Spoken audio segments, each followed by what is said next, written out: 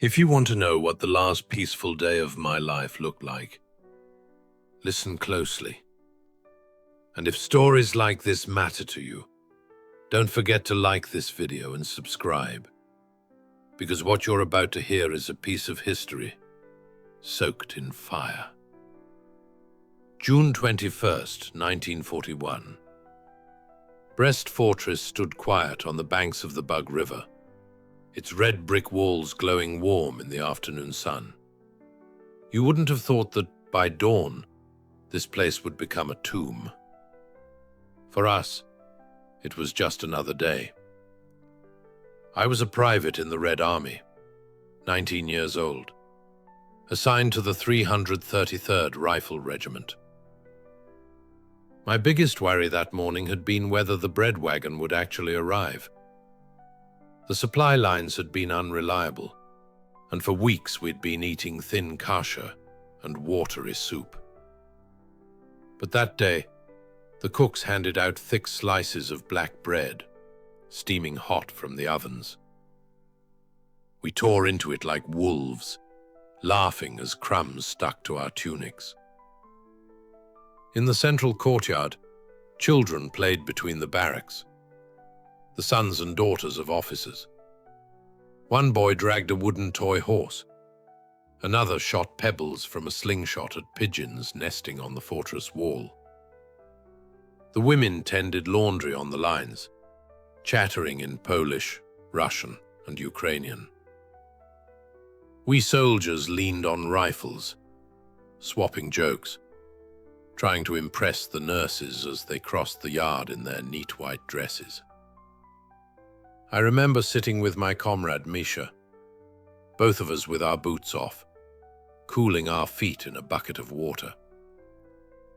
He teased me about the girl I'd been writing letters to back in Smolensk. "She'll never wait for you," he grinned, smacking me on the shoulder. I shot back that his handwriting was so sloppy even his own mother couldn't read it. We laughed until our sides hurt, not knowing it would be the last time I'd ever hear his laugh. That evening, we cleaned our rifles as always. Old Mosin Nagants, oiled and worn from years of service. I remember running the rag down the barrel, the scent of gun oil heavy in the air. I woke not to the bugle, but to the end of the world. At exactly 3:15 in the morning, the walls of Brest Fortress shook as if giants had placed their hands on them and pulled. A roar louder than thunder split the night, and suddenly bricks rained from the ceiling. Men tumbled from bunks, half-dressed, grabbing rifles, boots, anything they could. Somewhere down the hall, a man screamed as the roof came down on him. We had no warning, no declaration, just fire. The first artillery shells had come from across the Bug River, German guns dug in and waiting for us. They knew exactly where to aim. The barracks erupted into flame, windows shattered inward, and the courtyard filled with choking dust. Civilians stumbled out, clutching children, some barefoot, some in nightclothes, their faces white with terror. I scrambled for my Mosin Nagant, still leaning by my bunk. My hands shook so hard I nearly dropped it. Around me, comrades pulled on boots, tore off smoldering shirts, or stood dazed, ears ringing. Misha slapped my shoulder, shouting over the thunder, "They've come! The war is here." We stumbled into the open courtyard, the fortress we had known the day before, with children playing, with women hanging laundry, with men laughing at accordion songs, was gone. Flames curled from windows, horses bolted through smoke, their harnesses clattering. A mother ran past, clutching a child, her face smeared with soot. And above all of it, the sky pulsed red and orange as more shells came screaming in. The earth jumped with every impact. The great Koln gate shuddered as chunks of masonry fell into the moat. An officer, Captain Zubachev himself, appeared through the dust, his uniform torn, blood on his forehead. He bellowed like a lion. "To positions! Defend the fortress!" His voice cut through the panic. At once men snapped into action. We sprinted for the ramparts, smoke clawing at our throats. German infantry were already moving across the river in rubber boats, their helmets catching faint glimmers of dawn. Our machine gunners opened up, the first bursts rattling from the fortress walls. That night, under flickering lanterns, Captain Zubachov gathered us.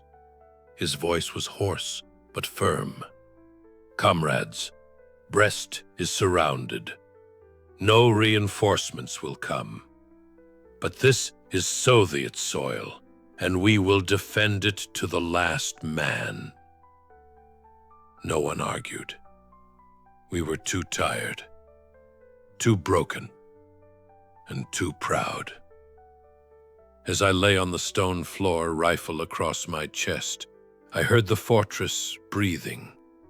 The groans of the wounded, the sobs of children, the rumble of distant artillery.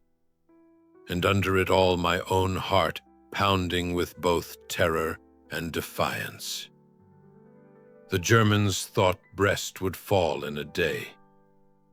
They were wrong.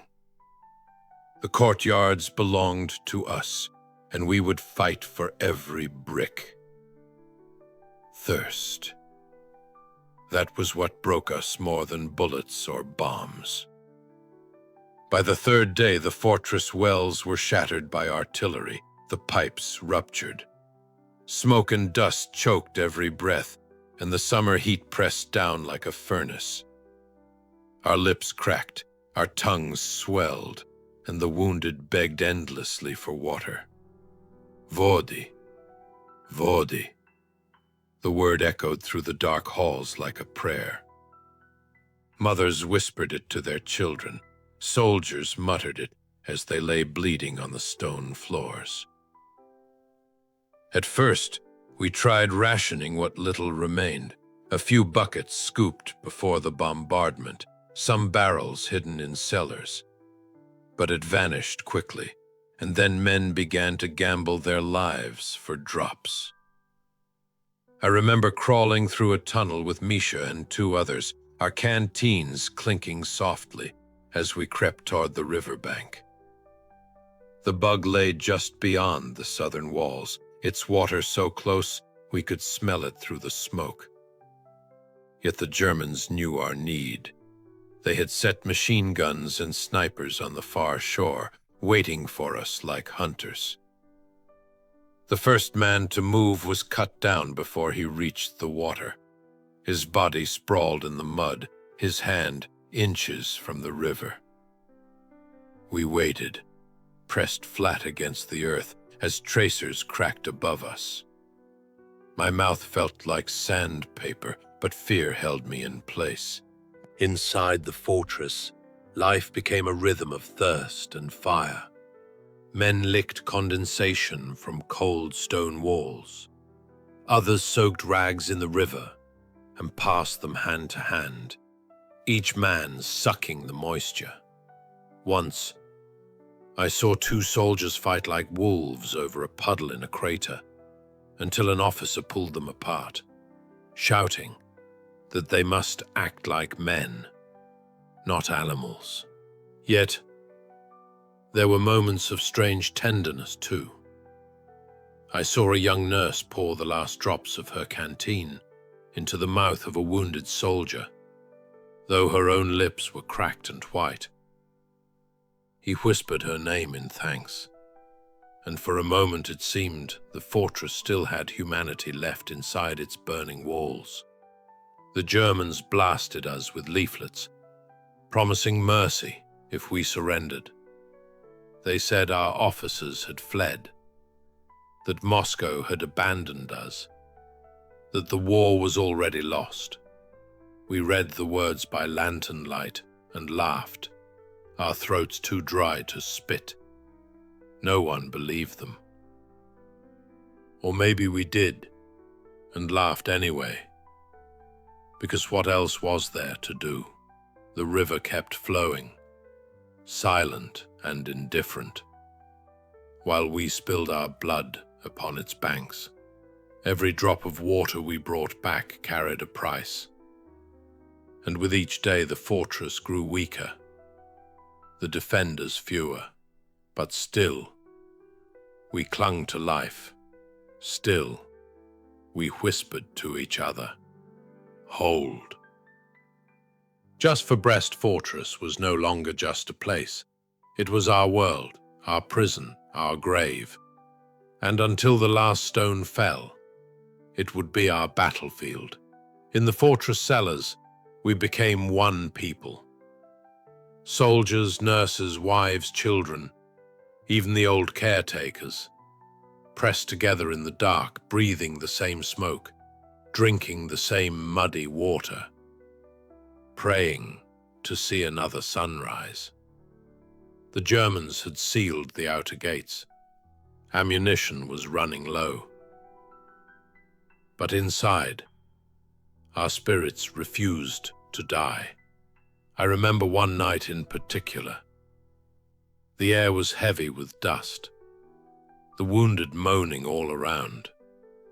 A single lantern lit the stone room, throwing our shadows long. I fought beside a nurse once, her white dress streaked with soot and blood.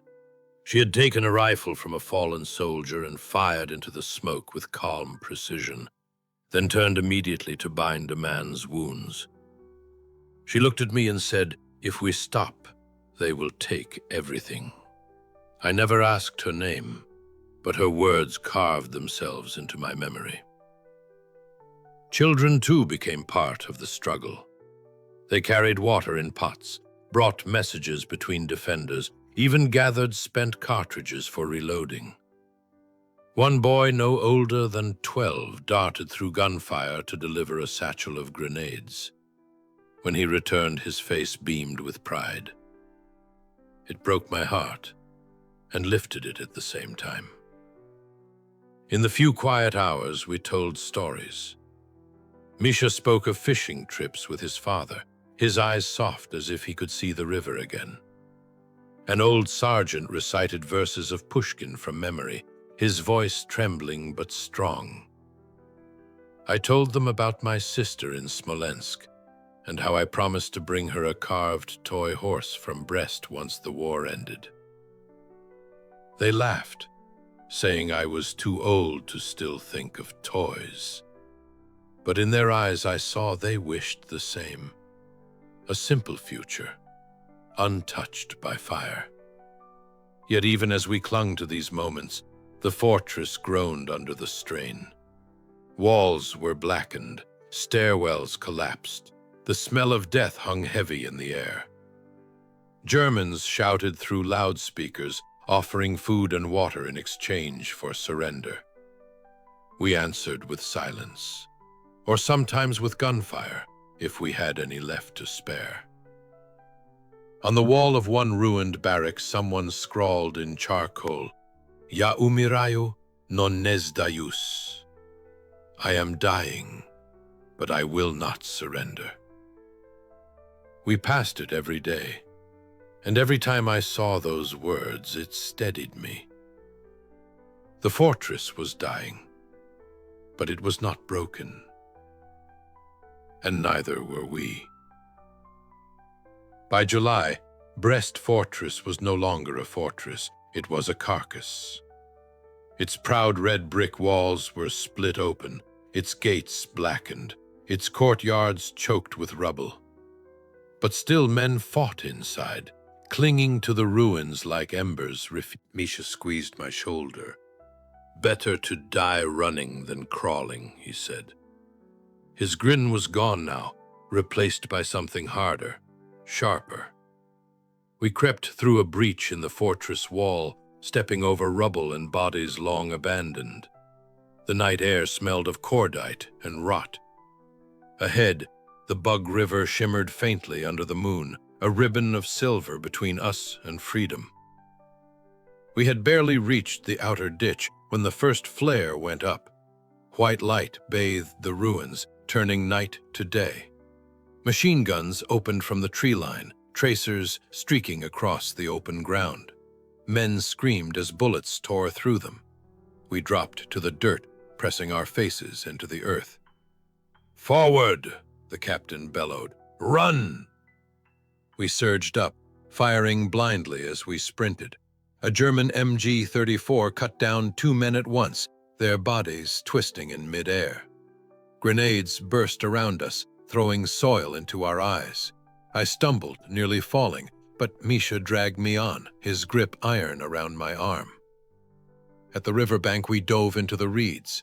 The water was black and cold, but as we crawled toward it, a tank's cannon boomed, blowing the earth apart. The blast threw me into the mud. My ears rang, my head swam, and when I reached out for Misha, his hand was slick with blood. He looked at me, lips moving, but no sound came. Then another burst of gunfire forced me down, and when I looked again, he was gone. Some made it across. I don't know how. In the chaos, a handful of men slipped into the water, swimming through gunfire, vanishing into the night. Others were cut down at the edge, their bodies drifting downstream. I crawled back, half blind, half dead, into the ruins of the fortress. My breakout had lasted minutes, but it had cost us dearly. Back inside, those who remained huddled in silence. The civilians cried quietly. The soldiers stared at the floor. No one spoke of escape again. The fortress was our cage now. And if we were to die, we would die inside it. Still, on the wall, the words burned black in the lantern light. "I am dying, but I will not surrender." And so we stayed. By mid-July, food was gone. Water was a prize won at the cost of lives. I saw men chewing on leather straps to keep their mouths moist. Some had hollow eyes, speaking to comrades who were no longer there. It was as if the fortress itself was haunted, not by spirits, but by the memories of those who had fallen only hours before. And yet, amid the horror, there were signs of defiance. In one blackened corridor, on a wall scorched by fire, someone had scrawled in charcoal, "Ya umerayu, non nes dayus." I am dying, but I will not surrender. The letters were jagged, shaky, written by a man whose strength was fading even as he carved them. But they blazed brighter than any torch. We stopped, one by one, to run our fingers over the words. They became our banner, our flag, our oath. One evening, I stumbled into a ruined chapel inside the fortress. The roof was gone, open to the sky, but a group of soldiers knelt on the floor, their heads bowed. No priest remained, but one man whispered prayers, and the rest murmured in response. I did not pray, but I stood with them. We all did. In that moment, faith, whatever kind it was, bound us together. At night, the fortress grew uncanny. Fires flickered through broken windows, casting shadows that looked like men on patrol. The moans of the wounded carried like whispers in the wind. Sometimes, we thought we heard the Germans moving inside, only to find nothing but rats scurrying across the stones. The fortress was alive in its own way, breathing, groaning, watching us. Once, while searching for water, I came across a group of 4 defenders holed up in a cellar. They were gaunt, skeletal, yet when I entered, they raised their rifles with shaking hands, eyes blazing with suspicion. When they saw I wore the Red Army star, their faces softened. They offered me a piece of stale bread no bigger than my palm. I broke it with them, chewing slowly, But no one moved to the gates. We stayed in the shadows, clutching our rifles, eyes hollow, hearts stubborn. There were perhaps 20 of us left, gaunt faces, uniforms reduced to rags, boots split open at the seams. My ribs pressed against my tunic when I breathed. The wounded lay on straw, whispering for water that no one could give. Rats skittered across the stones, bold now, feeding on scraps, and worse. On the night of July 20th, we heard the heavy tread of boots above us, then the hiss of hoses. A moment later, the world turned to fire. German flamethrowers poured liquid flame into the stairwells, and the air boiled with heat. The screams of the burning echoed down the tunnels. Smoke clawed at our throats. We fired blindly toward the light, bullets snapping against stone.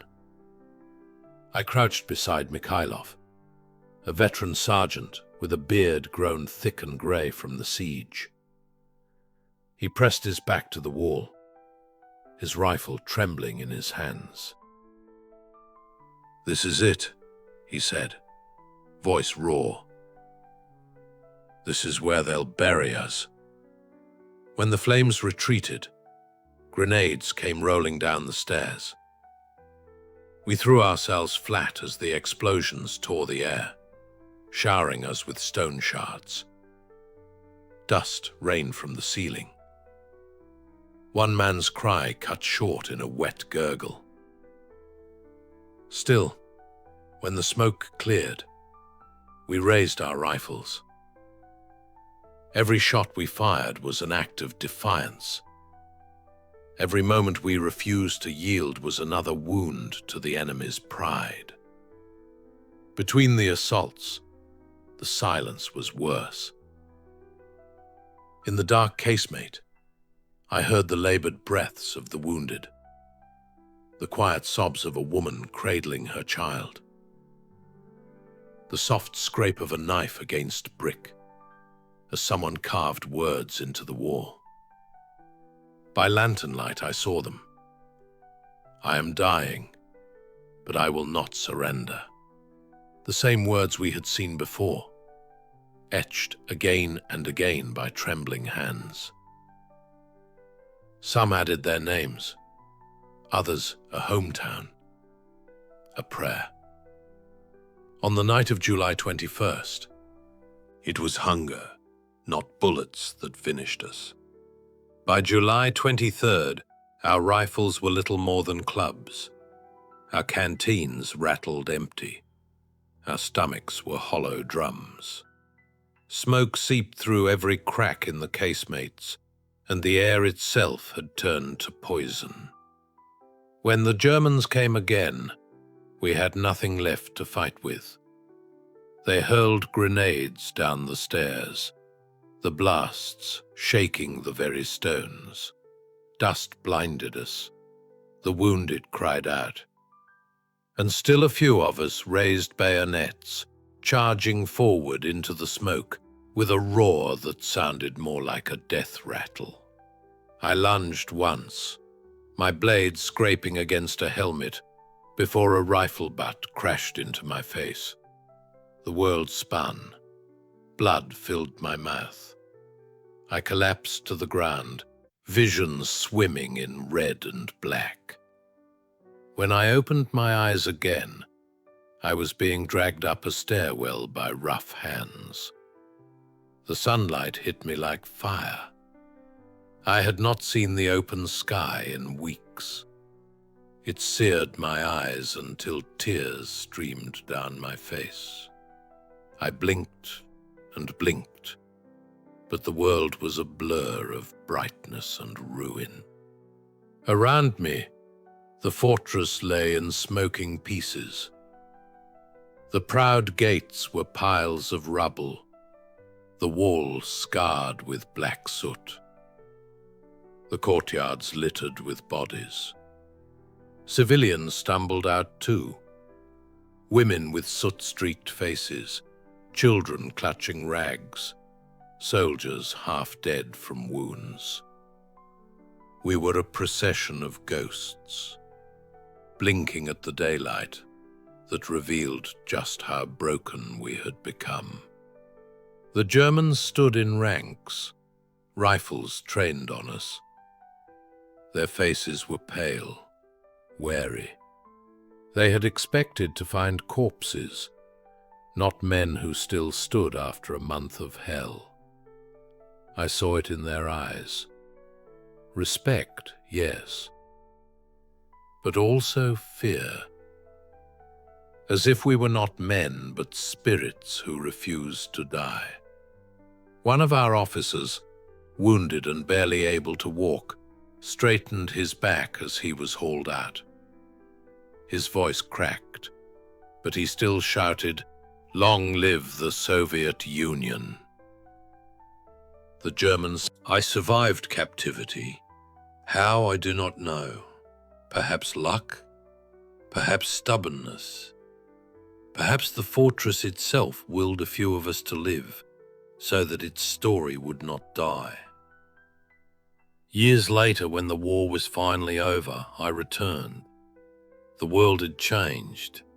Cities were rebuilt, banners raised, parades held.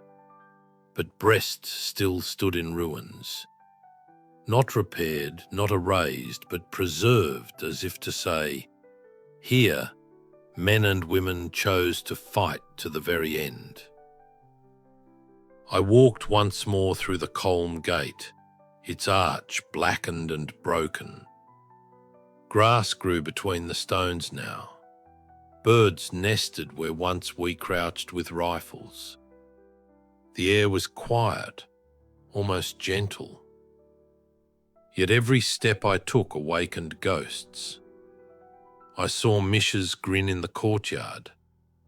I heard the accordion's clumsy tune in the shadows.